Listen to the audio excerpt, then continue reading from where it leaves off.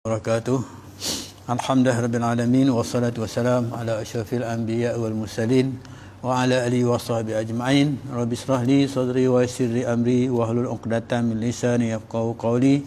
Subhanaka la ilma lana illa ma 'allamtana innaka antal alimul hakim. Amma ba'd. Alhamdulillah, tuan-tuan sidang pendengar yang dirahmati Allah sekalian, kita bertemu lagi dalam kuliah Ma'arif pada petang ini dengan bacaan sambungan kitab Tanbihul Ghafilin seperti mana yang kita lakukan ikut jadual masjid, insya-Allah. Baik, kita sambung bacaan kitab ini yang berkaitan dengan silaturahim, iaitu hubungan silaturahim.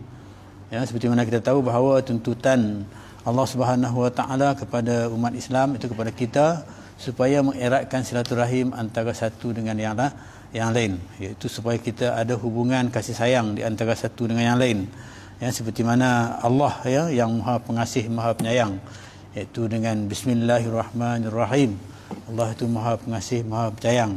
Mudah-mudahan dengan kasih sayang itu dapat mengikatkan silaturahim di antara kita, insya-Allah. Baik, kita sambung. Jadi Nabi SAW bersabda, hubungilah kerabatmu walau hanya dengan memberi salam kepadanya. Saya sambung sikit daripada hari itu, iaitu untuk mengikatkan silaturahim, kata Nabi. Jadi kita kirim salam, ya, kita bagi salam. Bila kita jumpa, kita bagi salam, Assalamualaikum, ya. Ataupun kalau kita tak jumpa, kita kirimkan salam supaya orang sampaikan salam kita, ya. Tu kalau dulu kita nak pergi umrah ke nak pergi haji, kadang-kadang ada orang jumpa dengan kita, dia kata tolong sampaikan salam kepada junjungan besar kita Nabi Muhammad sallallahu alaihi wasallam, ya. Sebab Nabi kata kalau ziarah dia masa dia mati pun macam masa dia tak ada pun macam ziarah dia masa dia hidup. Jadi ramailah di pada kalangan kita bila nak pergi umrah, nak pergi haji, kadang-kadang datang berjumpa, tolong sampaikan salam saya kepada Nabi Muhammad sallallahu alaihi wasallam. Jadi kita pun insya-Allah mudah-mudahan kita akan sampaikan dengan tujuan untuk nak mengikatkan silaturahim di antara kita dengan Rasulullah sallallahu alaihi wasallam. Tapi dalam bulan Maulid Rasul ini, jadi untuk mengikatkan kasih sayang kita dengan Allah dengan Rasulullah sallam, iaitu dengan selawatlah, ya, kita selawat selalu, ya, banyakkan selawat kita, ya, supaya kita ni bersama dengan Rasulullah sallallahu alaihi wasallam, ya, walaupun kita tak dapat bersama dengan dia masa dia hidup, ya, dia telah meninggalkan kita dah lebih kurang 1400 tahun yang lepas, kan. Jadi untuk ikatkan silaturahim itu, maka perbanyakkanlah selawat. Dan kalau kita selawat pun tak rugi, sebab hadis Nabi menyebut man shalla alayya wahid sallallahu alaihi asyarah. Siapa yang selawat sekali kepada Nabi SAW, maka Allah akan selawat kepada dia 10 kali. Ini Allah akan selawat ni maksudnya Allah akan bagi kemuliaan, Allah akan bagi nikmat kepada dia 10. Ya, kerana apa? Kerana dia selawat sekali je kepada Nabi SAW. Okey, lanjutan daripada itu, maka dituntut kat sini supaya kita ni menyampaikan salam untuk ikatkan silaturahim. Kemudian seterusnya Maimun bin Mahran berkata, tiga macam yang tidak dibezakan antara Muslim dengan kafir. Tiga macam. Biasanya antara orang kafir dengan orang Muslim ni ada beza, kan? Ada beza ni antara satu dengan lain. Kalau kita tengok beza orang kafir dengan orang Islam ni, maksudnya orang Islam tu dia solat, orang kafir dia tak solat. Itu bezanya. Banyaklah perbezaan kalau kita tengok antara orang kafir dengan orang Islam ni. Tapi di sini, ya, kata Maimun bin Mahran ni, iaitu tidak, maksudnya tiga macam yang tidak dibezakan antara Muslim dan kafir. Tak ada beza. Satu daripadanya iaitu bila dia kata dan kepada kerabat keluargamu harus engkau hubungi. Itu dia kata. Seperti mana yang kita dituntut tadilah. Dan ada ia sama ada ia Muslim ataupun kafir. Jadi kalau sahabat kita, kaum kerabat kita, keluarga kita lah, ya, harus kita hubungi mereka itu, sama ada mereka itu Muslim ataupun kafir. Macam mana? Kadang-kadang ada orang dia masuk Islam, ya. Jadi mak dia tak Islam, bapa dia tak Islam, ya, tapi dia kena sibungkan silaturahim. Jadi tidak ada beza di sini antara Islam dengan tak Islam. Jadi dari sudut kasih sayang ni maksudnya tak ada beza. Walaupun dia dah masuk Islam, ya, tapi dia kena ada hubung kasih sayang dengan ibu dan bapaknya ataupun keluarganya yang belum lagi masuk Islam. Jadi ini maksudnya tidak ada beza dari segi ini. Kemudian yang keduanya, yang lainnya, dia kata siapa yang berjanji kepadanya maka harus ditepati sama ada dia Muslim ataupun kafir. Janji juga sama juga. Kalau kita berjanji ni, tak kiralah orang tu Islam ke, orang tu kafir ke, kita mesti tepati janji kita, kan? Itu tidak ada beza di antara Islam dengan orang kafir. Kemudian yang ketiga dia kata, ya, yang tidak ada beza di antara Islam dengan kafir ni, yang ketiga dia kata, iaitu dan siapa memberi amanah kepadamu harus engkau kembalikan kepadanya sama ada Muslim ataupun kafir. Maksudnya dari segi amanah pun itu juga tak boleh kita kerana dia orang kafir kita khianati amanah, ya. Kalau dia orang kafir maka kita boleh khianati amanah, tak boleh. Maksudnya di sini hak dia tu sama dengan orang Islam juga di sini. Jadi apa? Jadi nak disebut kat sini hak yang tiga tadi tu, antara hak yang sama dengan orang Islam dengan orang kafir itu ialah hubungan silaturahim. Maknanya kita pun kena ada hubungan silaturahim bersama dengan orang yang bukan Islam. Maka sebab itu di sana ada hak berjiran. Ada hak berjiran untuk Islam, ada hak berjiran untuk keluarga, ada hak berjiran untuk yang bukan Islam. Maksudnya di sini ada hak-hak kita dalam Islam. Itu indahnya Islam itu. Maksudnya bukan hanya dia fokus kepada Islam sahaja. Yang dikatakan innamal mu'minuna ikhwatun, sungguhnya orang Islam itu bersaudara, kan? Itu fokusnya sebenarnya. Tapi kadang-kadang kita sama Islam pun kita anggap macam bukan saudara. Kadang-kadang orang yang bukan Islam pun kita jadikan dia macam saudara. Atas sebab apa? Atas sebab kasih sayang tadilah. Atas sebab kasih sayang di antara satu dengan yang lain tadi itu. Jadi maknanya dia tak terbatas. Bukan hanya untuk orang Islam sahaja, bahkan dia juga untuk orang yang bukan Islam, kan? Lebih-lebih lagi, ya, yang berkaitan dengan orang Islam lah.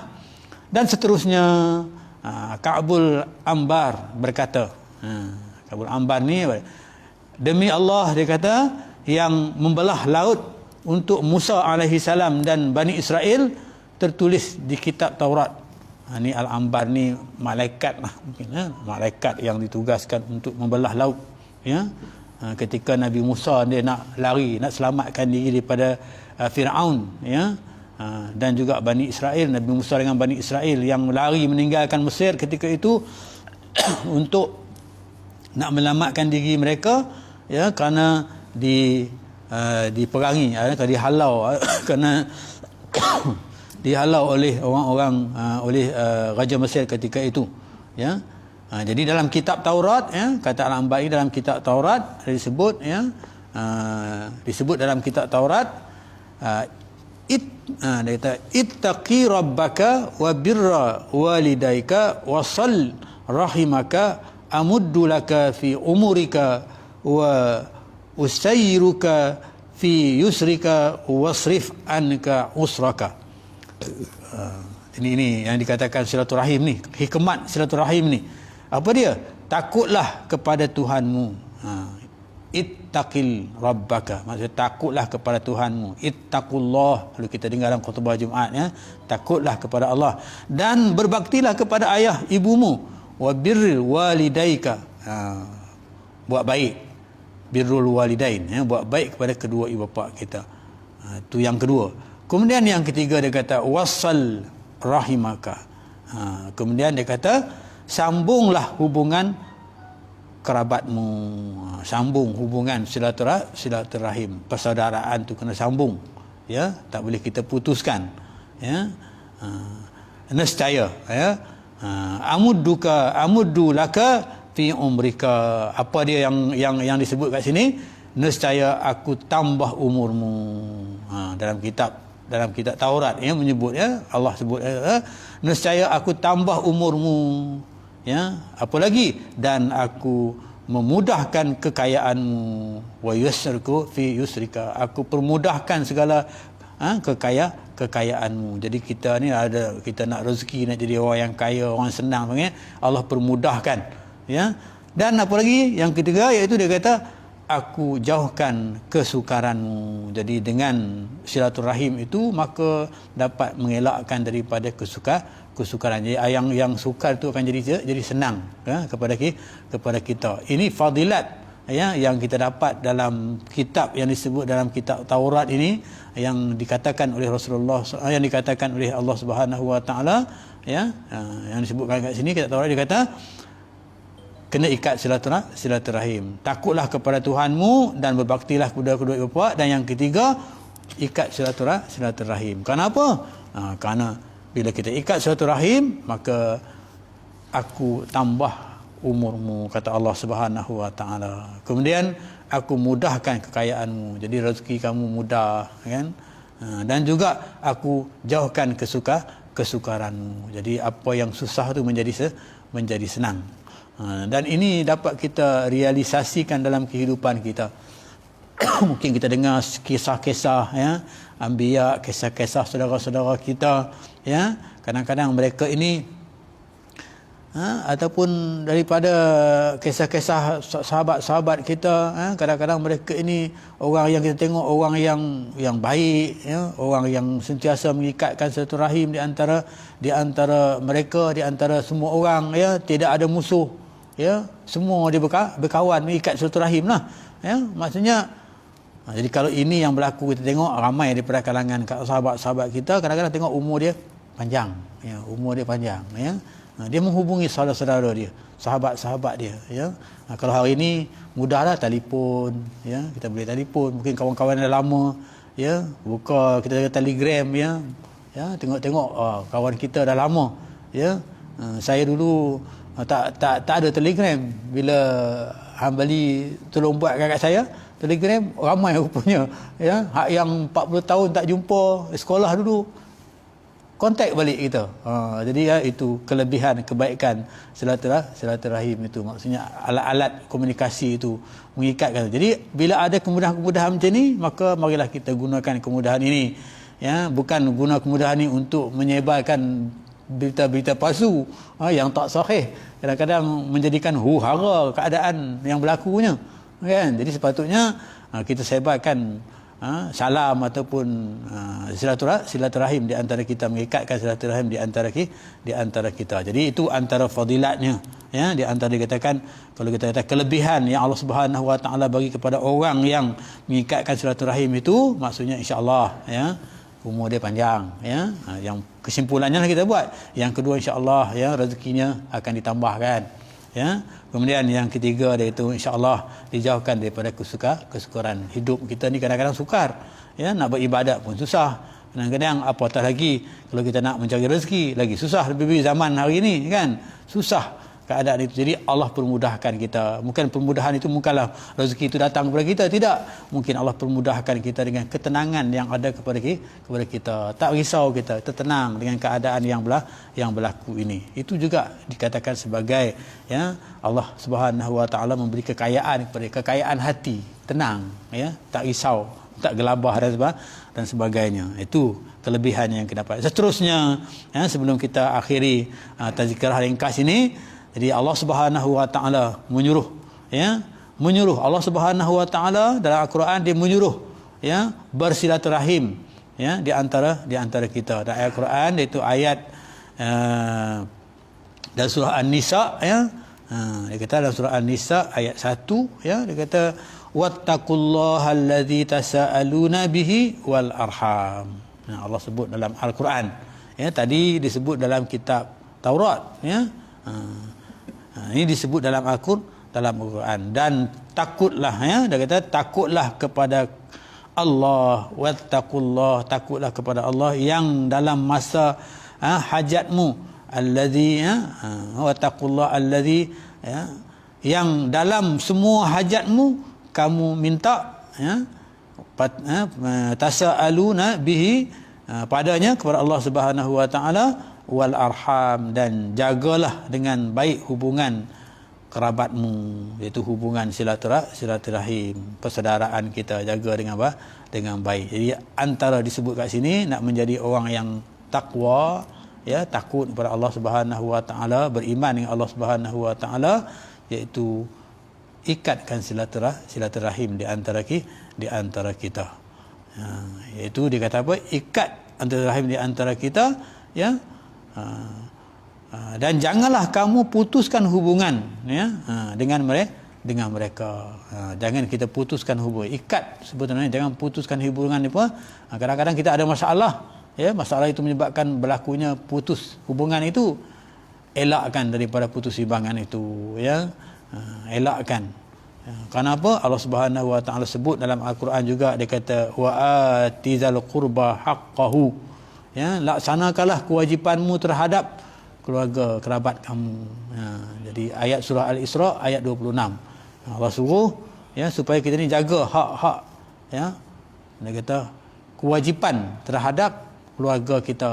Apa dia kewajipan dia? Kalau kewajipan tu maksudnya, kalau suami kewajipan kepada, tanggungjawab dia kepada isteri dia, tanggungjawab kepada anak dia, ya, tanggungjawab kepada keluarga dia, ya. Juga kalau isteri tanggungjawab dia kepada suami dia, anak tanggungjawab dia kepada bapa dia, ibu dia dan sebagainya, kan. Jadi laksanakan kewajipan ini, itu tandanya, maksudnya tandanya kita takut dengan Allah Subhanahu Wa Taala. Mana kita tidak putuskan hubungan silaturahim. Tapi kalau kita tak laksanakan kewajipan ini, maka di sana akan berlaku keretakan, akan menyebabkan berlakunya kata putusnya silaturahim. Apatah lagi di antara suami dengan isteri. Kalau suami tidak melaksanakan tanggungjawab dia kepada isteri, ya, maka hak-hak isteri tak dilaksanakan dengan baik. Itu juga isteri, hak-hak suami tak dilaksanakan dengan baik, maka akan retaklah hubungan itu, silaturahim tu. Yang ini yang Allah Subhanahu Wa Taala nak elakkan, ya, nak bagi kita ni ikatkan silaturahim. Kalau dah tak ada silaturahim suami isteri tu, tak adalah ibadat perkahwinan tu. Perkahwinan tu ibadat. Bila tak adanya, orang kata hubungan yang baik itu, akan berlaku keretakan, ya, maka di sana tidak ada lagi ibadat di antara suami dan isteri. Sedangkan Allah Subhanahu Wa Taala tuntut supaya kita ni berkahwin, beribadat dalam bentuk perkahwinan, selain daripada kita beribadat solat dan sebagainya. Jadi melaksanakan tanggungjawab sebagai seorang suami, sebagai seorang isteri juga dikatakan sebagai ibadat oleh Allah Subhanahu Wa Taala. Jadi kewajipan itu tadi menyebabkan akan mengikatkan silaturahim di antara kita. Jadi bila ikat silaturahim dengan baik itu, maka kita rasa indah dan cantiknya hubungan silaturahim itu, kasih sayang itu, seperti mana yang selalu kita sebut, Allah sebut, dia kata bismillahirrahmanirrahim, dengan nama Allah yang Maha Pengasih, Maha Penyayang. Maksudnya cantiknya kasih sayang itu bila berlakunya, kasih sayang itu yang mengikatkan silaturahim di antara satu dengan yang lain, maka nikmat-nikmat yang kita dapat tak dapat kita nak kira banyaknya. Sangat banyak nikmat itu, dan nikmat itu kadang-kadang tak boleh dikira satu persatu, dan nikmat itu juga kadang-kadang tak boleh dirasa dengan rasa, maknanya sangat orang kata menyenangkan kita, sangat melegakan kita. Yang kadang-kadang keadaan menyenang dan kelegaan itu yang ada kepada hati kita tak dapat kita nak ceritakan kepada orang. Itu yang dikatakan nikmatnya hubungan di antara manusia itu, yang Allah Subhanahu Wa Taala tuntut supaya kita ni ada hubungan silaturahim di antara satu dengan yang lain. Jadi sebentar setakat itu, mudah-mudahan ianya dapat memberi sedikit manfaat kepada kita, maka marilah kesimpulannya, marilah sama-sama kita eratkan silaturahim di antara kita, lebih-lebih sama-sama kita Islam, dan juga sama-sama kita bukan Islam. Lebih-lebih di negara kita hari ini, mungkin negara yang majmuk, negara yang berbilang kaum banyak, jadi tak boleh kita nak hidup orang kata nafsi-nafsi untuk kumpulan kita sahaja. Islam bukan begitu. Islam mengajak kita supaya Islam membimbing, maknanya orang Islam itu membimbing, menjadikan Islam itu sebagai agama yang menyatu padukan orang Islam dengan orang bukan Islam dalam bentuk kehidupan yang harmoni di antara kita. Jadi alhamdulillah, kalau dapat kita realisasikan dalam kehidupan kita ini, kita tak ada masalah untuk nak hidup bersama dengan jiran kita orang yang bukan Islam, ataupun apatah lagi bersama-sama kita orang Islam. Jadi saya berhenti setakat itu. Mudah-mudahan dapat manfaat daripadanya. Yang baik itu daripada Allah Subhanahu wa taala, yang lemah itu adalah kelemahan pada diri saya. Minta ampun, minta maaf. Aku qouli hadza wa astaghfirullah azim billahi taufiq wa hidayah. Assalamualaikum warahmatullahi wabarakatuh. Bismillah.